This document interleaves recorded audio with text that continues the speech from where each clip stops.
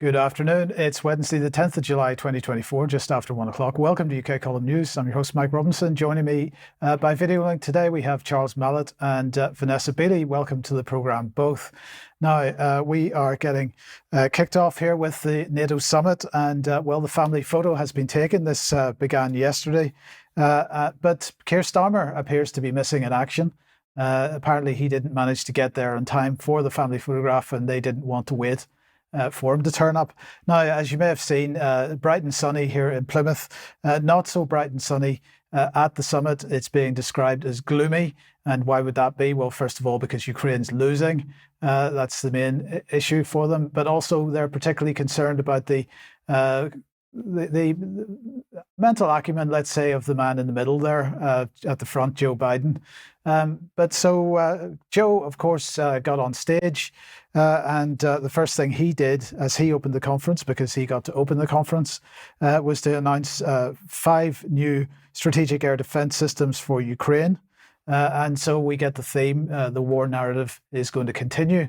Eventually, Keir Starmer did turn up. So here he is arriving in Britain's equivalent of Air Force One, which is really exciting. Well, what did he do? Well, he, of course, said that, we are going to continue funding and supplying weapons to Ukraine. But on top of that, don't worry, Ukrainians, you make a decision what you're going to do with Storm Shadow missiles. Fire them into Russia as much as you like, because that's your decision. And of course, firing them into Russia would be a purely defensive thing. But it got even better, because gloomy or not, one person had a smile on his face, and that is Jens Stoltenberg, who was honoured apparently and humbled to receive the Presidential Medal of Freedom from Joe Biden. I'm not sure whether Joe knew what he was doing. He was just following the actions as usual, I suppose. So that's the war situation. That's what's going on in Washington for the 75th anniversary of NATO, purely defensive alliance, prosecuting wars right across the world. In the meantime, a massive furore over the actions of Viktor Orban. Here he is. This is what he said whenever Hungary and he took over the presidency of the European Council. What we can do is what is always the job of the presidency to do, to put the proposals on the table. So we won't be deciding, but we'll help the 27 prime ministers to decide. We'll be there in all the places that are important for Europe. We'll explore all the situations. So he decided that, having assumed the presidency of the European Council, that he would fly off to Kiev. Here he is. A few days ago, he met Zelensky, of course, with an effort to pull together a peace deal.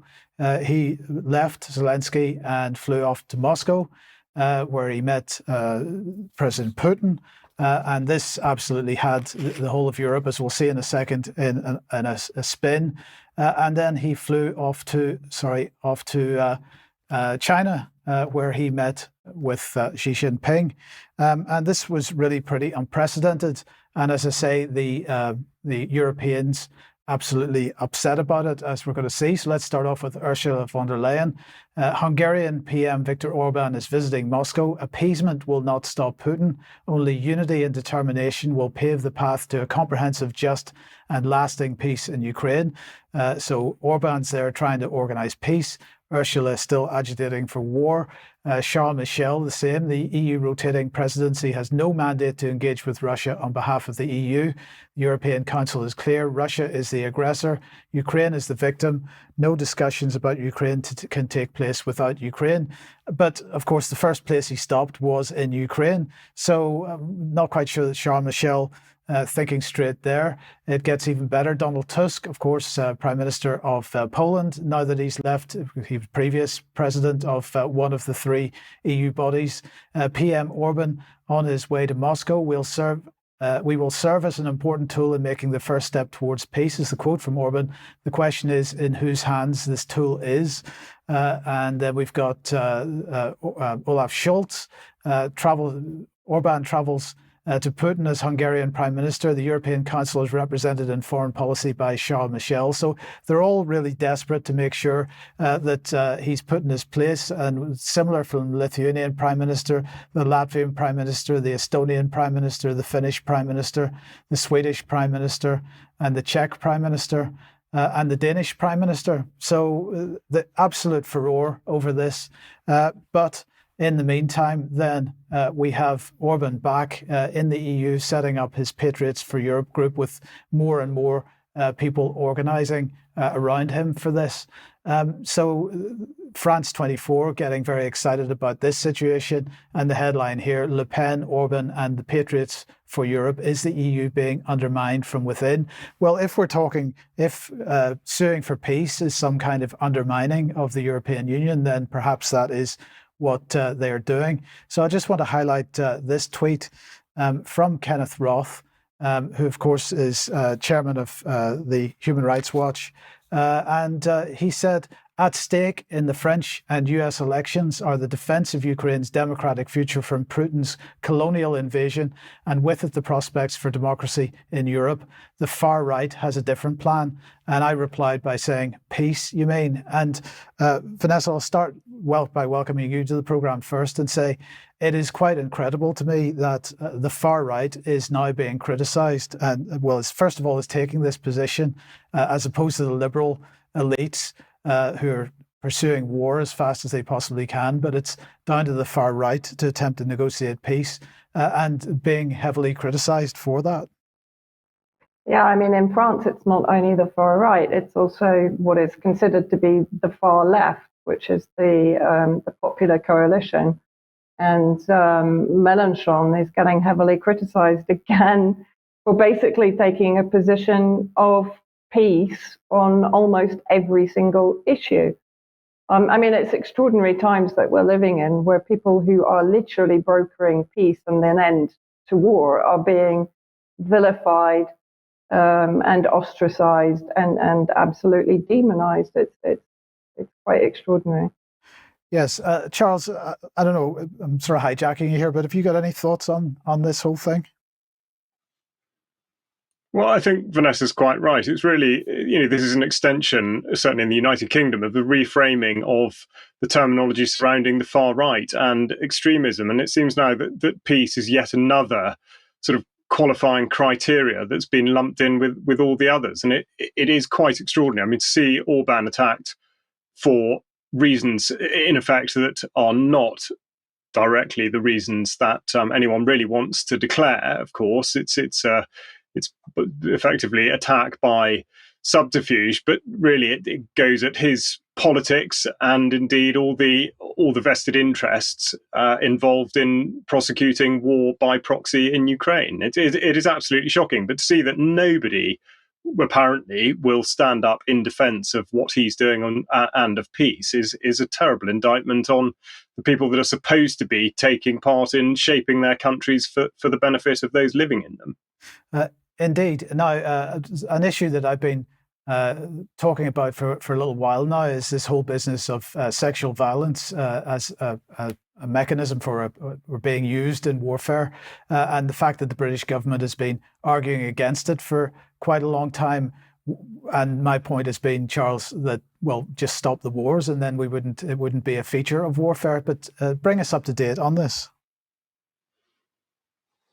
Thanks, Mike. Yeah, well, I think there's really a different or perhaps additional dimension to it, because as you say, to cite there being a problem with sexual violence as an instrument of war is overlooking the fact that war in itself is, of course, an enormous problem, especially if, bearing in mind the last segment, war is not going to be put off in the name of peace. But yeah, so as a way of sort of exemplifying how this is now weaponized against, in this case, I would say Russia. We'll look at the statement put out by Deirdre Brown in recognition of the International Day for the Elimination of Sexual Violence in Conflict, which actually took place back on the 19th of June. But this is a speech that she gave in Vienna on the 5th of July. And the text of it, I would say, points very much towards it being used as a means by which to attack Russia. So she says that they mark the International Day, they pay tribute to the victims, survivors, and those around the world who dedicate their lives to ending conflict-related sexual violence. Okay, fair enough to a point, notwithstanding Mike's caveat.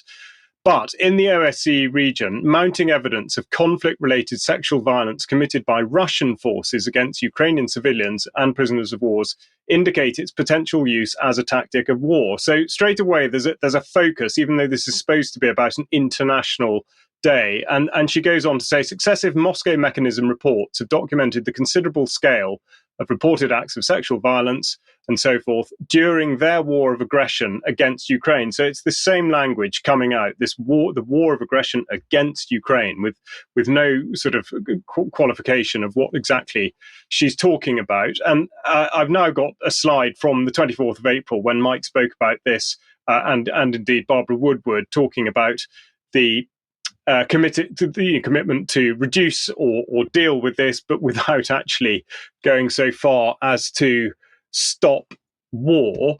But they've referred to the Moscow mechanism by the OSCE, the Organization for Security Cooperation in Europe. So I thought we'd just have a look at that and to see how this in effect comes about. So the Moscow mechanism, established by all OSCE participating states in 1991, allows for one or more participating states to request ODIHR, which stands for the Office of Democratic Institutions and of Human Rights, to inquire of another participating state whether it would agree to invite a mission of experts to address a particular clearly defined question on its territory relating to the human dimension. Well, we'll come back to the human dimension, but of course, we have to consider, therefore, who are the participating states.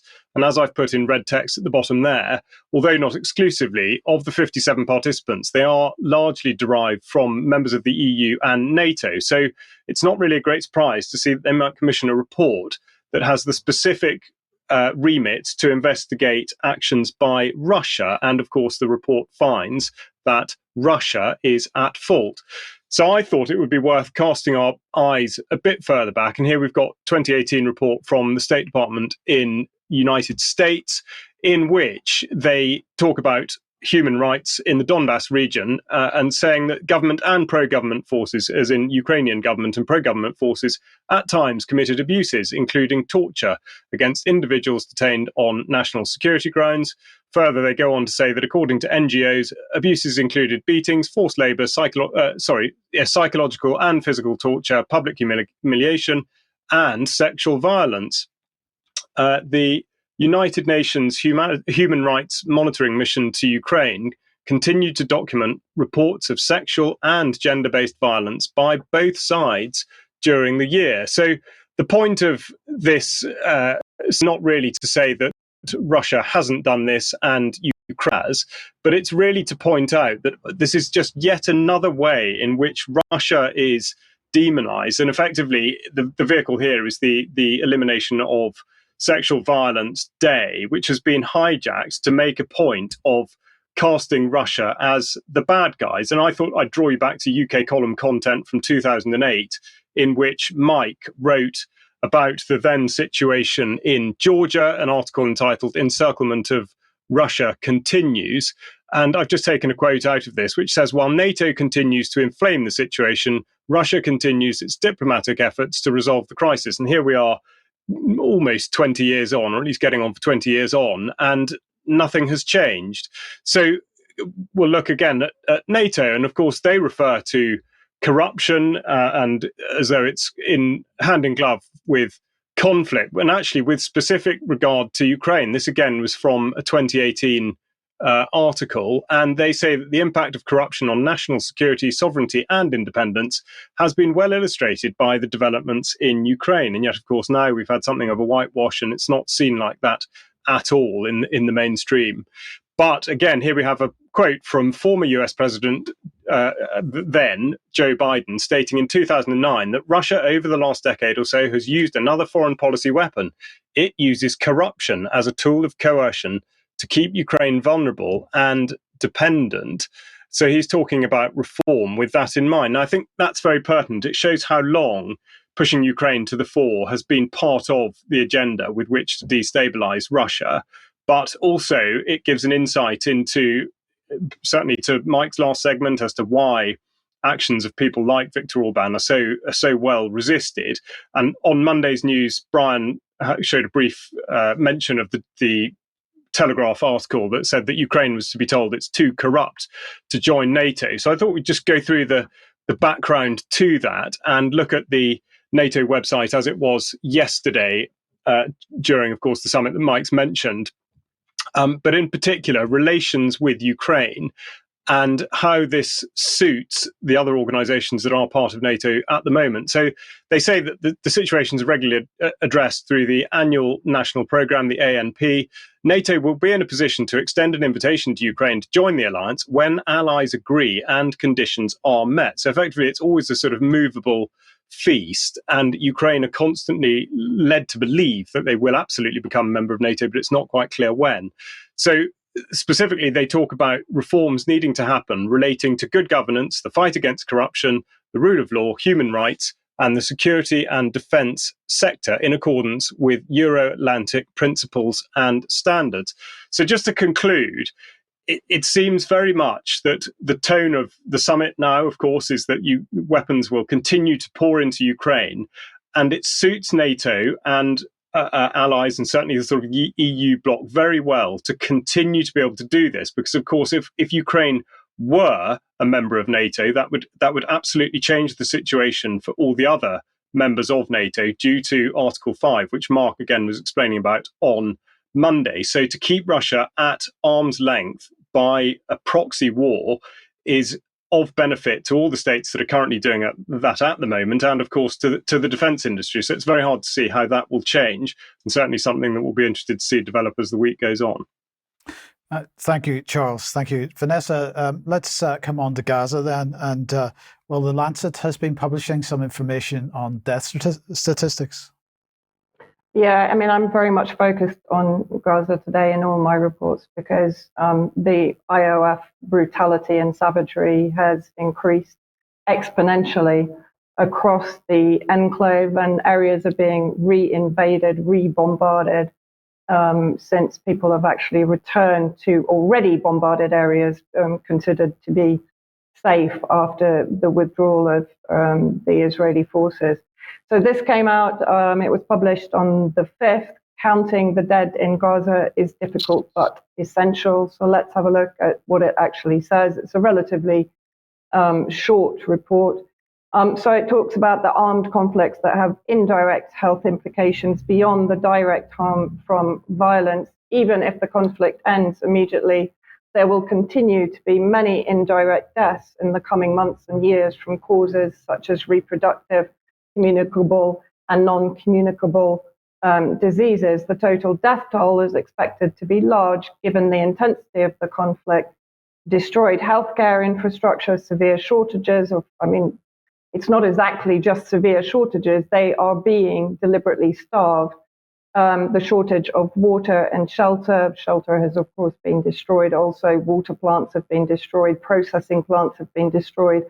The population's inability to flee to safe places, and the loss of funding to UNRWA, one of the very few humanitarian organizations still active in the Gaza Strip. And of course, we know it isn't still active because Israel has prevented any activity by UNRWA inside Gaza.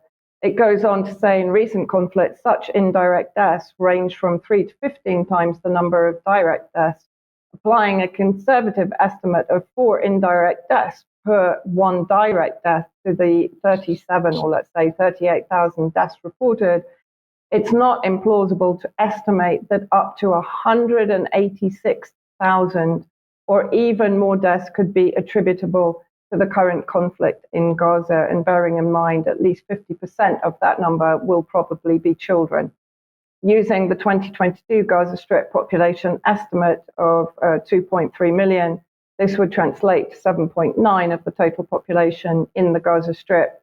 And a report from February the 7th, 2024, at the time when the direct death toll was 28,000, estimated that without a ceasefire, there would be between 58.2 thousand deaths without an epidemic or escalation, and 85,750 deaths if both occurred by August the 6th, 2024.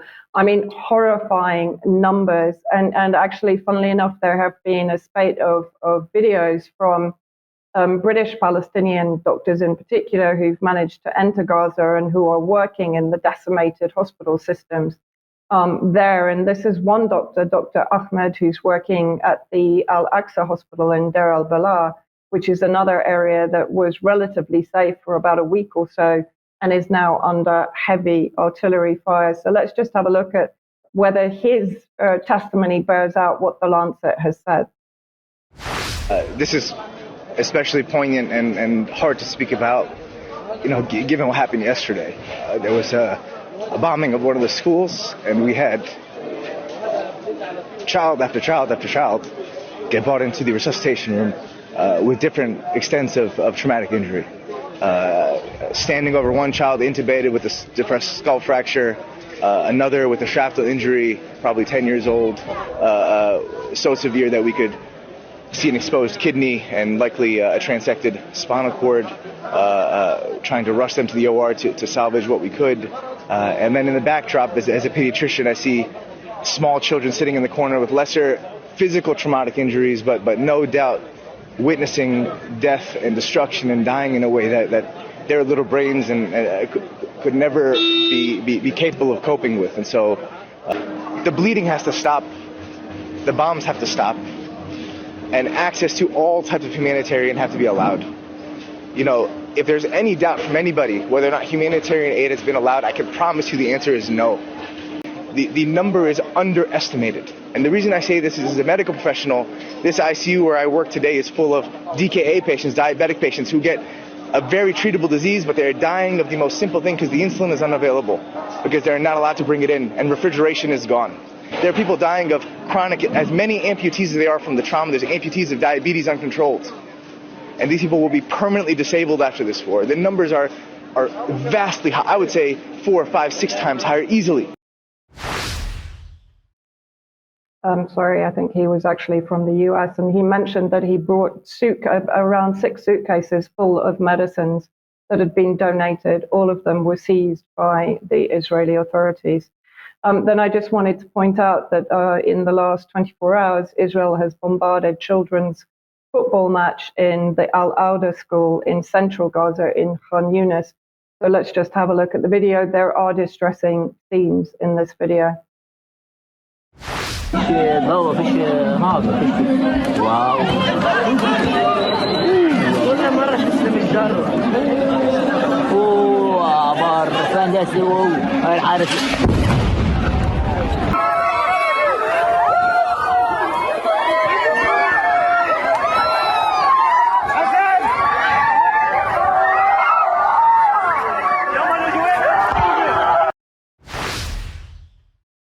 30 people at least killed in that attack and dozens more injured. No terrorists, just kids trying to unwind and play football. And I just wanted to point out, you mentioned the demonization of Russia in Ukraine, and we have a perfect example when it comes to actually holding Israel to account for the crimes it is obviously committing. This is Keir Starmer's response, and on the other side is his immediate demonization of Russia over the alleged bombing in Ukraine. So let's just roll this. I don't think is wise, and this is, we're always being asked to do this, is for politicians to sit looking at clips on social media or on programmes and forming instant judgments about whether it's a breach of this law or that.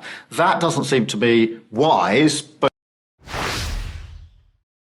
when it comes to Russia, it's perfectly acceptable. Extraordinary hypocrisy. Indeed. Indeed. Don't really know what to say about that. Okay. Thank you, Vanessa. Okay. If you like what the UK column does, you would like to support us, the place to go is support.ukcolumn.org. Options to help us out there. We do need your support. So if you can help, please do. But whether or not you choose to do that, please do share material. We are being censored on the various platforms, the Facebook being the latest of them. And so we need your help to get the reach that the algorithms will not provide. So if you can help us with that, that would be great too. And please do pick something up at the UK Column shop if you would like to, not least Your Life in Their Hands, which many people in the chat box have noticed is sitting on the shelf behind Charles there. So thank you very much for that, Charles. But Charles, tomorrow at 1 p.m, you are interviewing Laura Damaret. Is that how you pronounce her name? Well, I was unsure as well, but no, it's Demaret. Laura Demaret is a registered nurse in Idaho. She is absolutely a ball of energy and now wisdom. She's been effectively applying the principles that are set out in the doctrine of the lesser magistrates and using interposition, the practice of interposition. And she's been approaching county boards and effectively getting legislation put in place or policies changed according to stopping mRNA COVID vaccines from harming people. And this is because of what she saw working in the care sector very early on in 2020. And she was absolutely appalled. And so she's gone out and done something on her own. Obviously as part of a large network, but she's got off her backside and done it. And it's a very, very impressive story of how to take on the authorities and succeed. So I really would encourage people to tune in and find out how to get amongst it. Brilliant.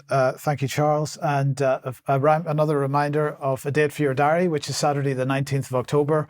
The place is Bristol, and we will be really live that day. And so we do encourage, as soon as we make the details available of it for it, which will be very, very soon now, we encourage you to come along and join us for that. The question is change. This is what Keir Starmer says we're going to see. And the first change, perhaps, is the latest buzzwords of the day from the Labour government, and that is mission-driven government. So I'm sorry to do this to you, but let's just have a listen to, very briefly, Ed Miliband talking about mission-driven government.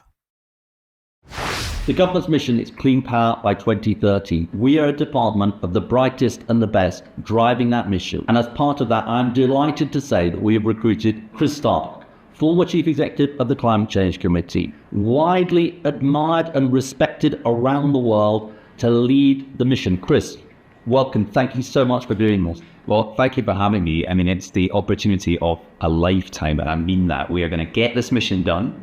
It is the gateway to the full decarbonisation of this economy, and I couldn't resist it. I'm so pleased to be here. That's what we mean by mission-driven government. So there you go, the brightest and the best. I hope everybody found the humour in that. But let's have a look and see. This is the man that we just saw on screen with Ed Miliband, Chris Stark, head of mission control for head of mission control for Clean Power 2030. This is the new organisation they're setting up.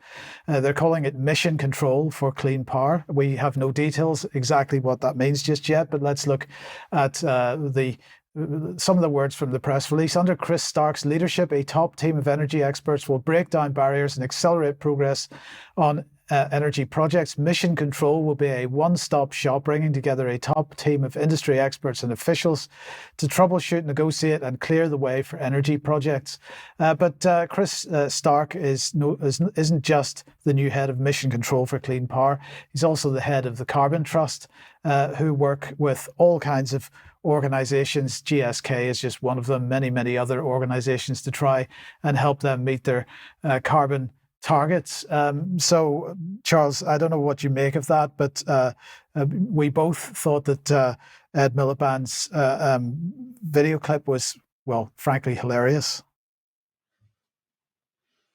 Well, it's nice to see him again, isn't it? I think, the Chris Stark press release sounded a little bit like it was written in 1997 and it's been sort of kept in a drawer somewhere to be brought out now. But I think really the more serious point to be drawn out of it is now the suggestion, exactly like you say, we're talking about change, talking about sort of mission-led government and all this kind of thing.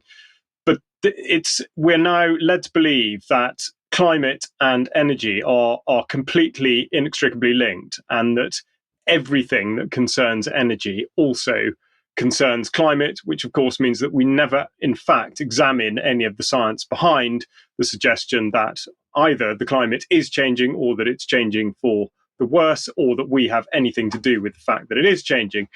and the area that I'm going to talk about now, which was an immediate announcement. You'd think of all the things they could have talked about, but the one thing that really that was pushed out hard was onshore wind, and a policy statement on onshore wind, which we'll just put on screen now from the Department for Energy Security and Net Zero, Levelling Up, and of course the Treasury, very significantly, because all this is about money, really.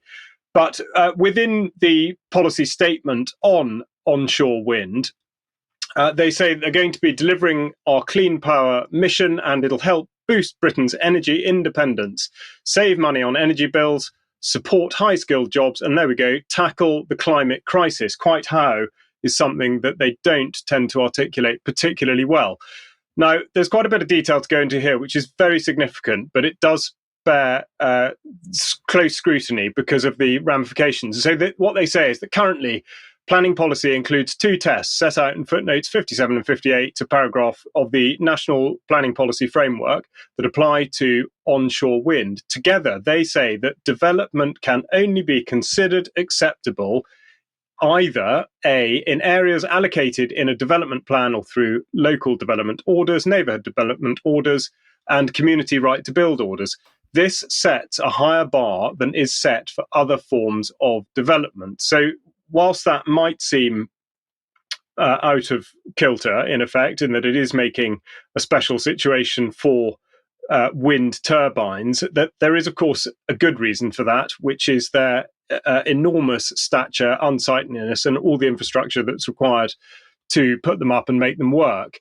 And then B, with the narrow exception of proposals brought forward by neighbourhood development orders and community right to build orders, where the proposal has proved community support. Well, how exactly is that accurately measured?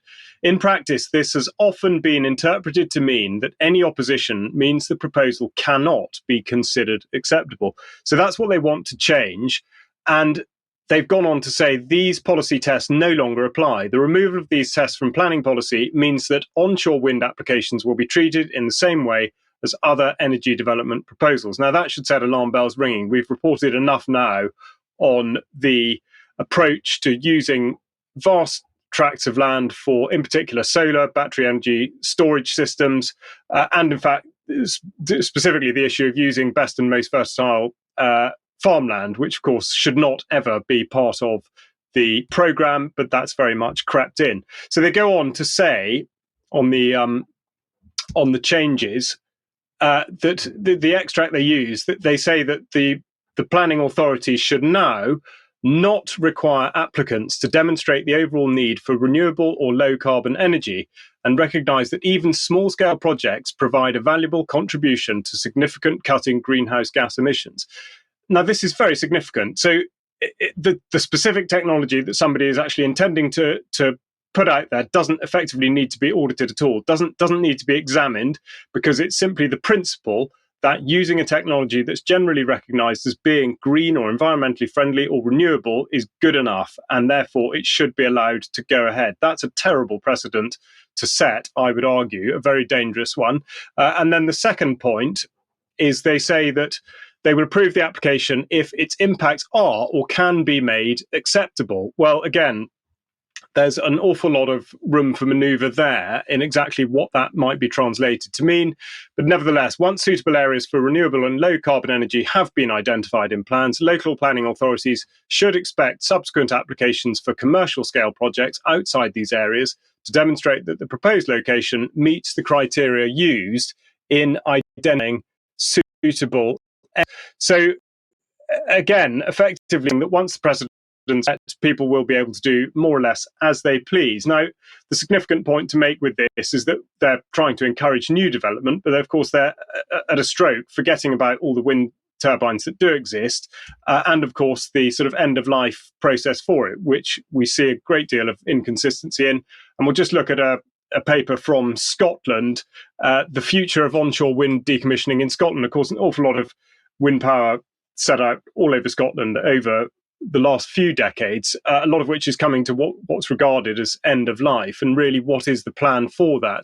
And we have the national grid here effectively trying to fudge the situation and create a story that's really not quite true. So they asked the question, can wind turbine blades be recycled? And I've entitled this Not So Green, because they say that for a form of energy to be considered truly green, where it has a zero or less than zero impact on the environment across its lifespan in terms of waste and emissions, it's important also to consider its end-of-life environmental impact. So therefore, for wind turbines, what does that mean? Whilst it's partially true that some can't be recycled, manufacturers and operators are going to great lengths to ensure they are ultimately as sustainable as possible, finding ways to either recycle, reuse, or rebuild them using recyclable materials in the future. The subtext there is they haven't worked out how to do it, they're not doing it, and so things are basically being dug into the ground.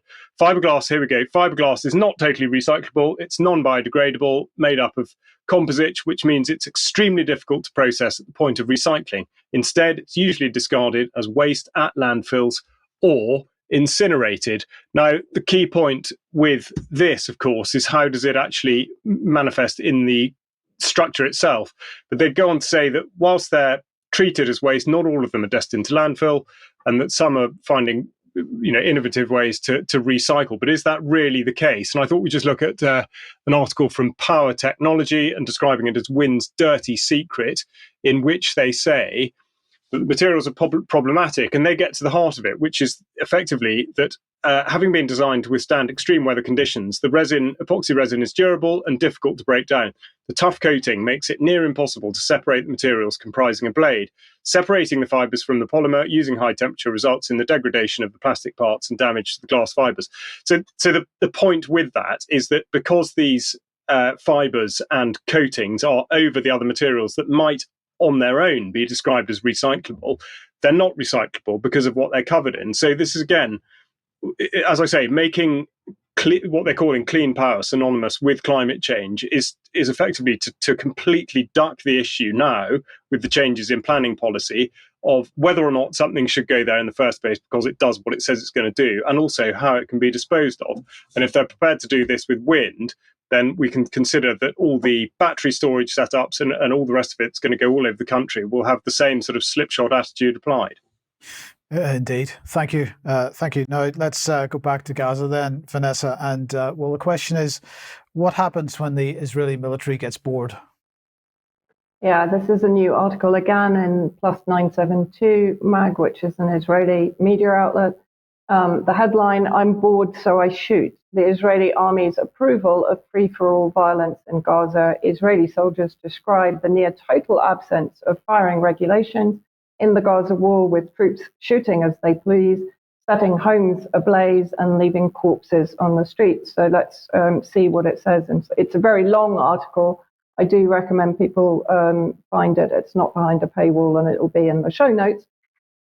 6 sources gave testimony to 972, recounted how Israeli soldiers routinely executed Palestinian civilians simply because they entered an area that the military defined as a kill zone, effectively. The testimonies paint a picture of a landscape littered with civilian corpses, which are left to rot or be eaten by stray animals. The army only hides them from view ahead of the arrival of international aid convoys. 2 of the soldiers also testified to a systematic policy of setting Palestinian homes on fire after occupying them. And if you go to TikTok, you can find multiple videos testifying to this. And here is just one very quick example that was put on Telegram yesterday. So if we just show this one.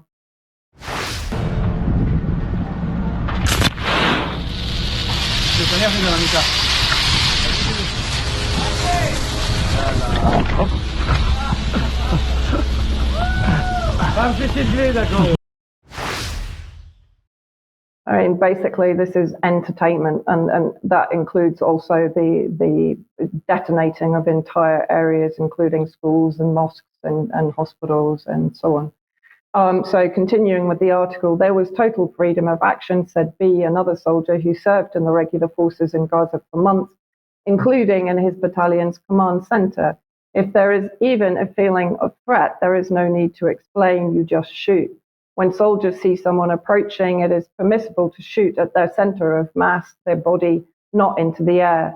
He continued, it's permissible to shoot everyone, a young girl or an old woman. And continuing again, A explained that shooting at hospitals, clinics, schools, religious institutions and buildings of international organizations required higher authorization. But in practice, I can count on one hand the cases where we were told not to shoot. Even with sensitive things like schools, approval feels like only a formality. In general, A continued, the spirit in the operations room was shoot first and ask questions later. That was the consensus. No one will shed a tear if we flatten a house when there was no need, or if we shoot someone, we didn't have to. I mean, this is just extraordinary. And then they go on to talk about the fact that before humanitarian convoys arrived, so this is foreign humanitarian convoys, S noted that the bodies are removed. A D9 Caterpillar bulldozer goes down with a tank and clears the area of corpses, buries them under the rubble and flips them aside so that the convoys don't see it. So that images of people in advanced stages of decay don't come out, he described. I saw a lot of Palestinian civilians, families, women, children, S continued. There are more fatalities than are reported. We are in a small area. Every day, at least one or two civilians are killed because they walked into a no-go area or a kill zone. I don't know who is a terrorist and who is not, but most of them did not carry weapons. And yesterday, basically what is a snuff video was released by Channel 14 in Israel, showing the kind of Unit 8200 types carrying out a drone strike on two children easily under the age of 12, I would say, just looking at the video. One was injured trying to make it to safety. The other is clearly dead in the red T-shirt. And let's just roll this. אנחנו מצטרפים ליחידת הרחפנים ועדים לדרמה שמתרחשת בלב סג'עיה. קיבלתי שתי מנופחים על צומת חתלתול עוברות. זה אחד החמ"לים המרכזיים בסג'עיה. החבר'ה פה בעצם אנשים שמסתכלים מלמעלה על כל מה שקורה כאן במרחב. יש פה בדקות האחרונות נגיעה אינדיקציה שיש כנראה איזושהי חוליה שמסתתרת פה באחד המבנים ההרוסים. גם אם הוא קם, גם אם הוא זז, גם אם הוא יגיע לאיזשהו מבנה, יהיה עליו מעקב רציף. עד שבסופו של דבר יסגרו עליו מעגל ויחסלו גם אותו. תודה על הפתח.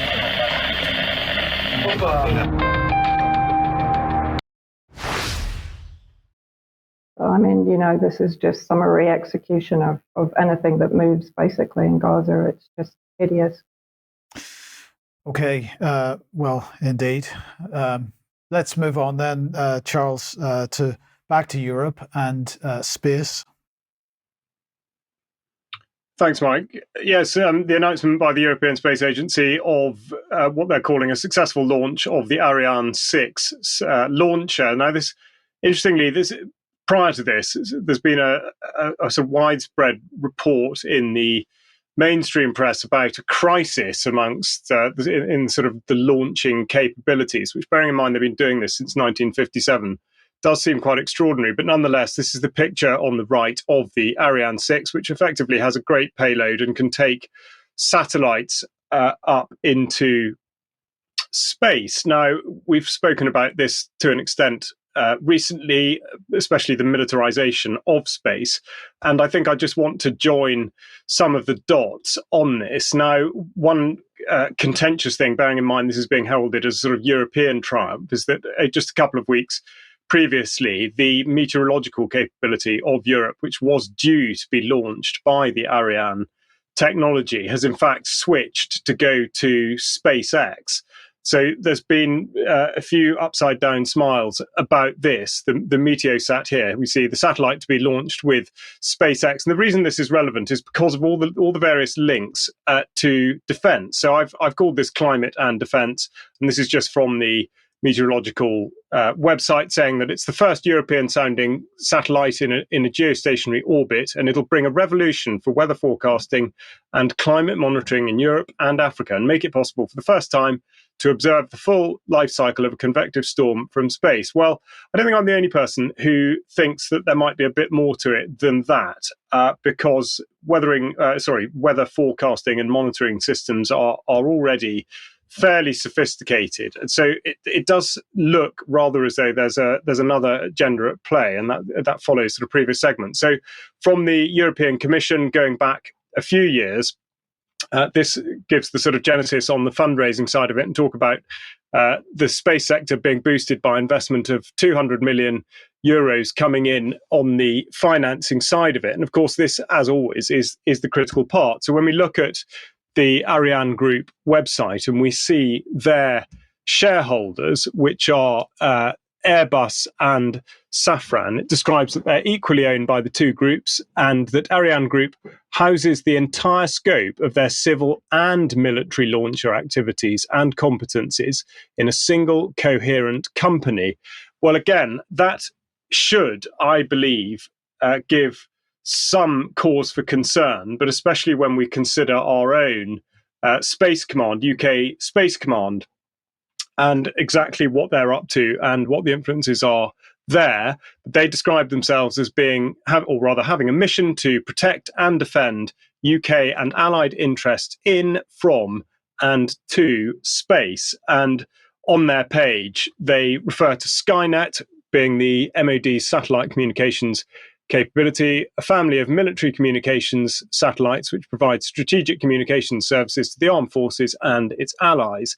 And Skynet 5, with 6 coming, is the most recent generation of the UK military satellites. But of course, what they don't mention is that it is Northrop Grumman and indeed Airbus that are effectively enabling this. And of course, we now know that Airbus certainly has links on the European side of it to the Ariane project. So that in effect, all tentacles cover all bases, and that definitely does have implications for the UK defence side of it. To go into greater detail on this, I would recommend that you go back to 2020 and look at David Ellis's report specifically on Skynet to get a better idea of that. But the other thing I was talking about really was climate and defence, and this idea that climate change is increasing the likelihood of conflict around the world, and therefore to put out technology into space with the specific, or at least the declared purpose of monitoring climate and weather, but in actual fact finding that every single time it links back to defence, is becoming a sort of a well-worn path now.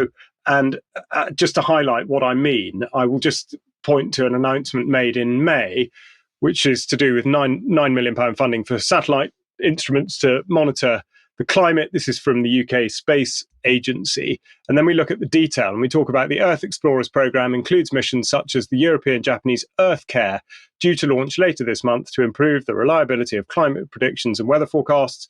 More than a decade in the making, Earth Care has significant UK contributions from Airbus, Defence and Space UK, and of course Thales Alenia Space UK, two well-known defence entities. So one might ask the question, what exactly is it that the defence industry wants to know about the weather that is so actively and aggressively pursuing these sorts of initiatives? Or is there much more to it than that? So this is an area that seems to be very much developing, and I think one that we must look into further as and when the time comes. But of course, also it's one that has very much has a bearing on the sort of accusations against Russia with regard to all their various capabilities, not least nuclear.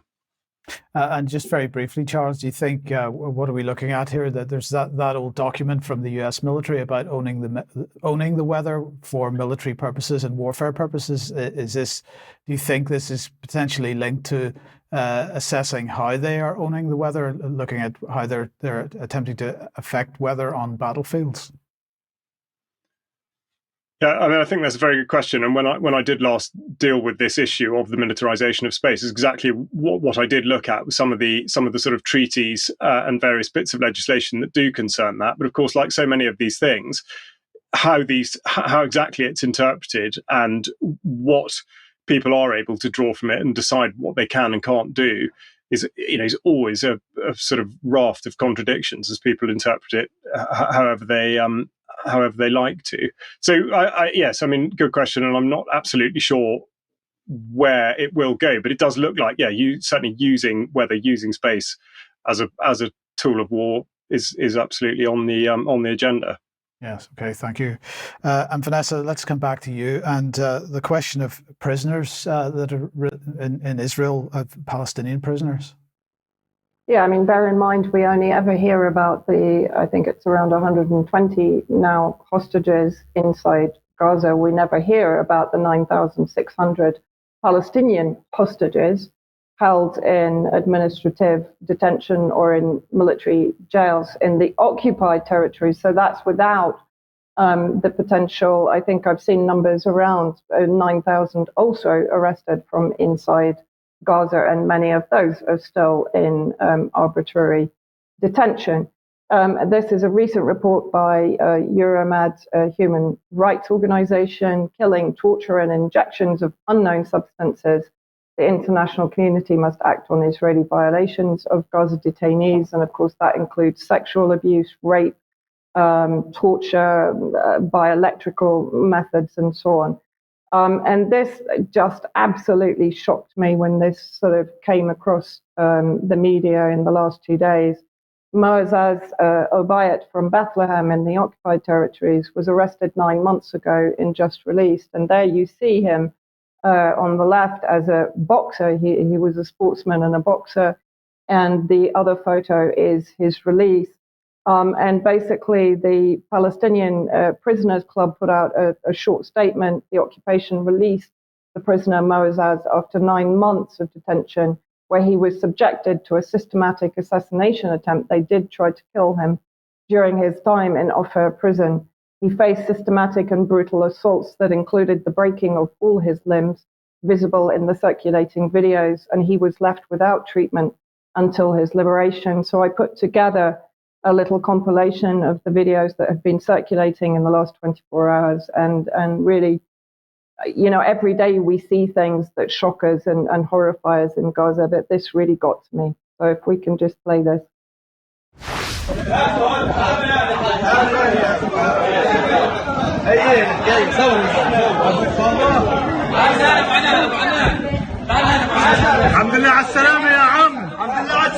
في 14 تعرضت لعملية قتل في سجن عوفة.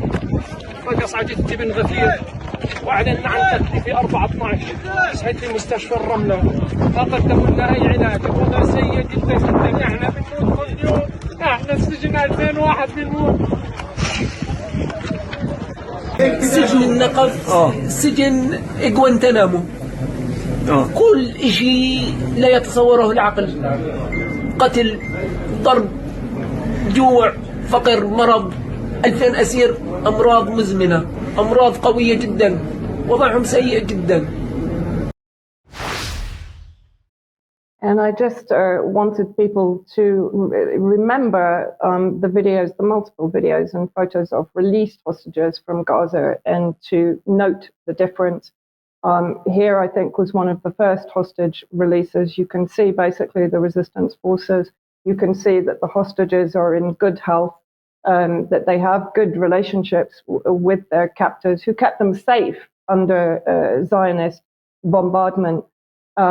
All of them were given food, water, even though Palestinians were starving and without water. You know, I mean, it's so obvious, the difference.